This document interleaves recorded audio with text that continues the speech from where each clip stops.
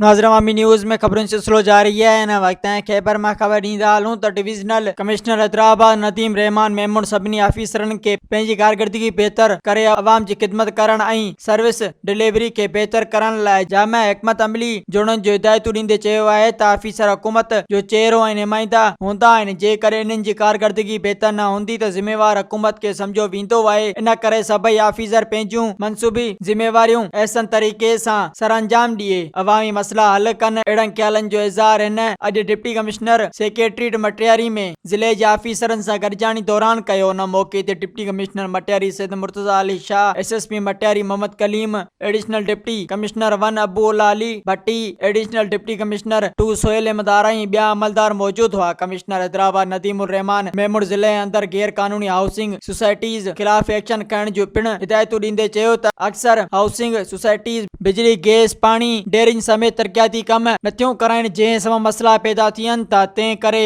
इन्हनि खिलाफ एक्शन ज़रूरी आहे। हिन ज़िले सिहत खाते जे अमलदारनि खे कोरोना वैक्सीनेशन मुहिम जी कारकर्दगी बेहतर करण ऐं मुक़रर टारगेट हासिल करण लाइ भरपूर कोशिश करण जी हिदायत ॾींदे असिस्टेंट कमिश्नर्स खे सिहत खाते सां भरपूर ताउन करण जो पिण पाबंद कयो। मज़ीद खबरों और तफसीलात के लिए विजिट करें हमारी वेबसाइट www.awamiNewsHD.com।